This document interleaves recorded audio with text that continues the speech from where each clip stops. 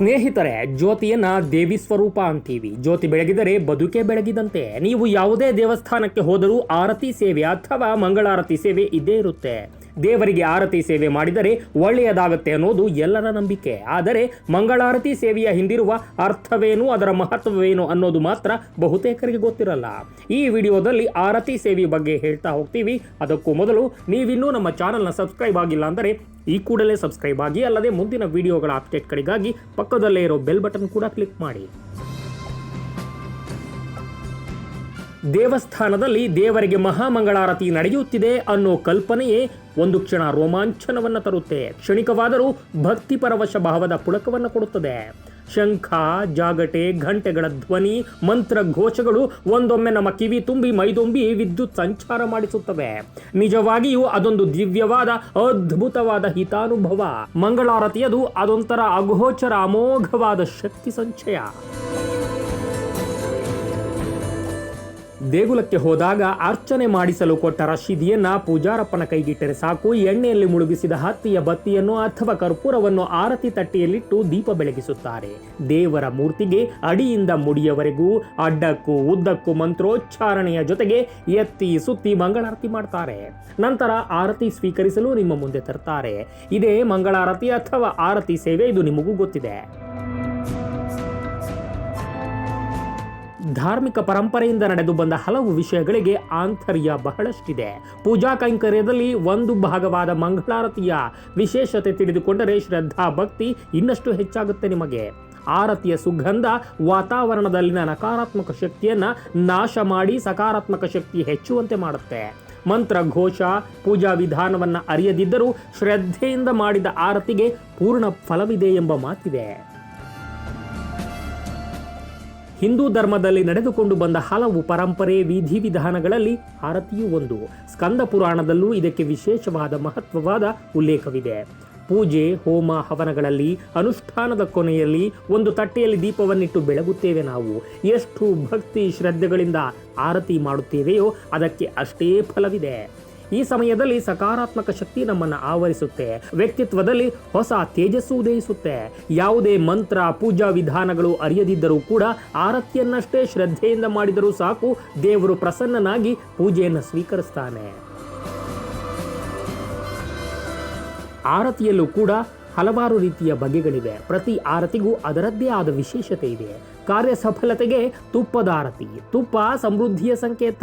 ತುಪ್ಪ ಮನಸ್ಸನ್ನು ತಿಳಿಗೊಳಿಸುತ್ತೆ. ಮುನಿಸುಗಳು ಇದ್ದರೆ ಅದನ್ನು ನಿವಾರಿಸುವ ಶಕ್ತಿ ತುಪ್ಪಕ್ಕಿದೆ. ಯಾವುದೇ ಕೆಲಸದಲ್ಲೂ ತೊಡಕಾಗದಂತೆ ಬೇಡಿಕೊಳ್ಳೋದಕ್ಕೆ ದೇವರಿಗೆ ತುಪ್ಪದ ದೀಪವನ್ನು ಹಚ್ಚೋದು ತುಂಬಾ ಪರಿಣಾಮಕಾರಿ.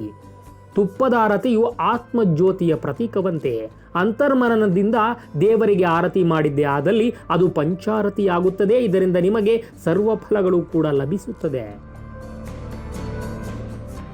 ಇನ್ನು ದೇವರ ಆಹ್ವಾನಕ್ಕೆಂದು ಕರ್ಪೂರದ ಆರತಿಯನ್ನು ಮಾಡಲಾಗುತ್ತೆ. ಕರ್ಪೂರದ ಘಮ ವಾತಾವರಣವನ್ನು ಶುದ್ಧಗೊಳಿಸುತ್ತೆ. ಸಕಾರಾತ್ಮಕ ಶಕ್ತಿಯನ್ನು ಆಕರ್ಷಣೆ ಮಾಡುತ್ತೆ. ಪೂಜಾ ಸ್ಥಳಕ್ಕೆ ದೇವರನ್ನು ಆಹ್ವಾನಿಸುವಂತೆ ಮಾಡುತ್ತದೆ ಕರ್ಪೂರದ ಆರತಿ. ಹಾಗೆಯೇ ಮಂಗಳಾರತಿಯನ್ನು ಮಾಡುವಾಗ ಗಂಟೆ ಬಾರಿಸುವುದರ ಜೊತೆಗೆ ಶಂಖನಾದ ಮೊಳಗಿದರೆ ನಮ್ಮನ್ನು ಭಕ್ತಿಯ ಕಡಲಲ್ಲಿ ತೇಲುವಂತೆ ಮಾಡುತ್ತದೆ. ಮನಸ್ಸು ಒಂದು ಕಡೆ ಕೇಂದ್ರೀಕೃತವಾಗುತ್ತದೆ. ಶರೀರದ ಸುಪ್ತ ಶಕ್ತಿಗಳು ಜಾಗೃತವಾಗಿ ಹೊಸದಾದ ಚೈತನ್ಯ ಮೂಡುತ್ತೆ. ನಾವು ಮಂಗಳಾರತಿ ಸ್ವೀಕರಿಸುವುದರ ಹಿಂದೆಯೂ ಒಂದು ನಂಬಿಕೆ ಇದೆ. ಭಗವಂತನ ಮೂರ್ತಿಗೆ ಬೆಳಗಿದ ಆ ಜ್ಯೋತಿ ನಮ್ಮ ಬುದ್ಧಿಯನ್ನು ಬೆಳಗಲಿ, ದೃಷ್ಟಿಯು ದಿವ್ಯತೆಯ ಕಡೆ ನೋಡುವಂತಾಗಲಿ ಮತ್ತು ನಮ್ಮ ವ್ಯಕ್ತಿತ್ವವು ನೈತಿಕ ಹಾಗೂ ಆಧ್ಯಾತ್ಮಿಕತೆಯಿಂದ ಕೂಡಿರಲಿ ಅನ್ನೋ ಉದ್ದೇಶದಿಂದ ಮಂಗಳಾರತಿಯನ್ನು ತೆಗೆದುಕೊಳ್ಳುತ್ತೇವೆ. ಯಾವಾಗಲೂ ದೇವರಿಗೆ ಮಾಡಿದ ಮಂಗಳಾರತಿಯನ್ನು ಎರಡೂ ಕೈಗಳಿಂದ ತೆಗೆದುಕೊಳ್ಳಬಾರದು, ಒಂದೇ ಕೈಯಿಂದ ಮಾತ್ರ ತೆಗೆದುಕೊಳ್ಳಬೇಕು ಅನ್ನೋದನ್ನು ವರಾಹದೇವನು ತನ್ನ ಪತ್ನಿಗೆ ಹೇಳಿದ್ದನಂತೆ. ಆರತಿಯನ್ನ ಮೊದಲು ತಲೆಗೆ ತೆಗೆದುಕೊಂಡು ಆಮೇಲೆ ಹೃದಯ, ಆಮೇಲೆ ನಾಭಿಯ ಎಡಭಾಗದಲ್ಲಿ ಅರ್ಪಿಸಬೇಕು. ಶಿರದಲ್ಲಿ ಇರುವ ಅಮೃತವನ್ನ ಹೃದಯಕ್ಕೆ ತಂದು ಹೃದಯದಲ್ಲಿರುವ ಅಗ್ನಿಯನ್ನ ನಾಭಿಯ ಎಡಭಾಗದಲ್ಲಿರುವ ಪಾಪ ಪುರುಷನಲ್ಲಿ ಸುಡಬೇಕು. ಅಲ್ಲಿಗೆ ನಮ್ಮ ದೇಹ ಶುದ್ಧವಾಗುತ್ತದೆ ಅನ್ನೋದು ಮಂಗಳಾರತಿಯ ನಂಬಿಕೆ. ಮಂಗಳಾರತಿ ಅಥವಾ ಆರತಿ ಸೇವೆಯ ಹಿಂದೆ ಒಂದು ಮಹತ್ವವಿದೆ. ಇದರ ನಿಜವಾದ ಅರ್ಥವೆಂದರೆ ದೇವರನ್ನ ಕಾಣುವುದು. ಭಕ್ತಿಯ ಕಣ್ಣಿಂದಲೂ ಏಕದೃಷ್ಟಿಯಿಂದಲೂ ದೇವರನ್ನ ಕಾಣುವ ಬಗೆಯೇ ಈ ಆರತಿ. ಹಿಂದೆ ಎಲ್ಲಾ ದೇವಾಲಯಗಳ ಗರ್ಭಗುಡಿಯೂ ಕೂಡ ಭಕ್ತರು ನಿಲ್ಲುವ ಸ್ಥಳದಿಂದ ಬಹುದೂರದಲ್ಲೇ ಇರ್ತಾ ಇತ್ತು. ಜೊತೆಗೆ ಎಲ್ಲಾ ಗರ್ಭಗುಡಿಯಲ್ಲೂ ಕೂಡ ಕತ್ತಲು ಆವರಿಸಿರುತ್ತಿತ್ತು. ಈಗಿನಂತೆ ವಿದ್ಯುತ್ ದೀಪಾಲಂಕಾರವೂ ಕೂಡ ಇರ್ತಾ ಇರಲಿಲ್ಲ. ದೇವರ ಮುಂದೆ ಸಣ್ಣದಾದ ದೀಪವೊಂದು ಸದಾ ಉರಿತಾ ಇತ್ತು. ಆದರೆ ಆ ಸಣ್ಣ ದೀಪದ ಬೆಳಕಿನಲ್ಲಿ ದೇವರ ಮೂರ್ತಿಯ ದರ್ಶನವೇ ತುಂಬಾ ಜನರಿಗೆ ಆಗ್ತಾ ಇರಲಿಲ್ಲ. ಅಂತಹ ಸಂದರ್ಭದಲ್ಲೇ ಹುಟ್ಟಿಕೊಂಡಿದ್ದು ಮಹಾಮಂಗಳಾರತಿ. ದೇವರ ದರ್ಶನವನ್ನ ಸರ್ವ ಭಕ್ತರಿಗೂ ಕೂಡ ಒದಗಿಸುವ ಉದ್ದೇಶಕ್ಕೋಸ್ಕರ ಈ ಮಹಾಮಂಗಳಾರತಿ ಸೇವೆ ಹುಟ್ಟಿಕೊಂಡಿತಂತೆ.